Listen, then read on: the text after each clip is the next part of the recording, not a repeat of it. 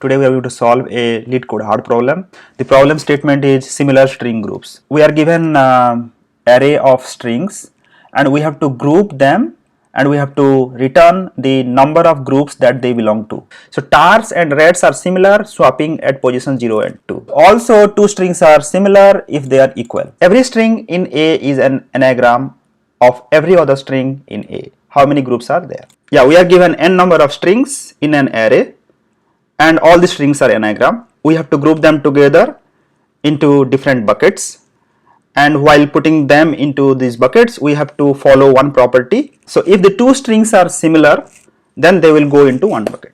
Two strings are similar if they are equal or exactly two letters are in different position. So in the naive approach, what we can do is we can take one string from the array and we can look for all the similar string from the remaining elements, put it into one group, right?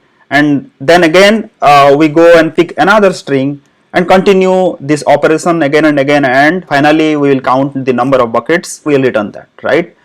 This is all good, but if we take this as a graph, for each string there are n minus 1 number of neighbors or connected nodes, right? Now if we think in this mindset, we are nothing but doing a graph traversal, right? When we are talking about graph traversal, we use BFS or DFS. So let's use DFS here. Okay, so let's see how can we solve this. So we are given a string of array and we are going to return a count, right? Int result equal to 0 and return result, right? Okay, good. Now let's do some sanity check. If a equal to null or a dot length equal to 0, then return 0. Okay, good. So let's take a set of string. So I'll say visited equal to new hash set. Okay, yeah. Now let's write a for loop for string s in array a.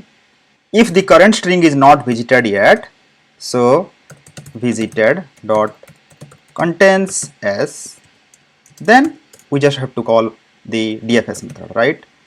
We'll pass the string, then we'll pass the array, and also we'll pass the visited. Yeah, this DFS method responsibility is to look for all the neighbors for a given string and mark them visited if they are similar. For one pass of DFS will be done with one group of strings, okay? Hence we can increment the result after this, result plus plus, right? Okay, now void DFS string current, then string array, right? And then the set, right? Yeah, okay. Now the first step is validation or the base case. If visited dot contains cur, then return, right? Okay, good.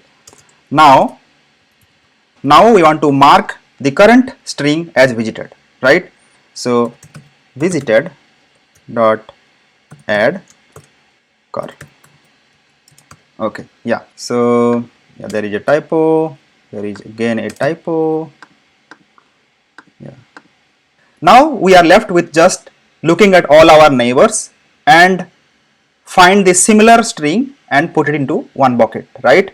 Which is nothing but marking all the similar string as visited in one DFS call. Okay. Finally, we are left with looking at all our neighbors, and if they are similar, then we will mark them at visited. So let's do that. For int I equal to 0, I less than a dot length I plus plus. Now if it's similar, the current and the AI, right?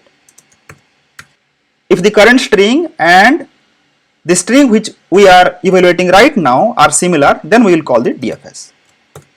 DFS AI and then the array and then the visited. Okay, yeah, good. If you look at this solution right now, we are almost done here, right?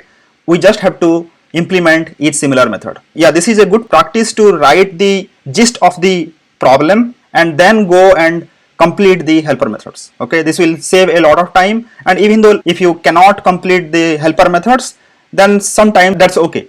Finally, we are left with each similar method implementation. So let's go and fill that. Okay, yeah.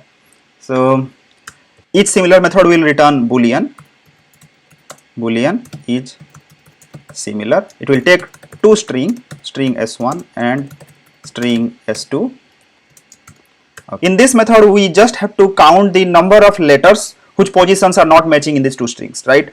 So int count equal to 0, and for int I equal to 0, I less than s1 dot length I plus plus, and if s1 dot char at I is not equal to s2 dot char at I, then we want to increase our count, right?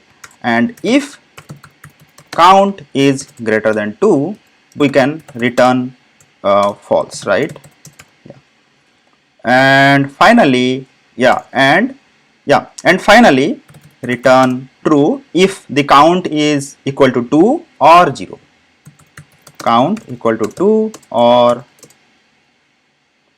count equal to 0. Count equal to 0 will cover the equals case. Now let's run the code. Cool, accepted. Let's submit the code.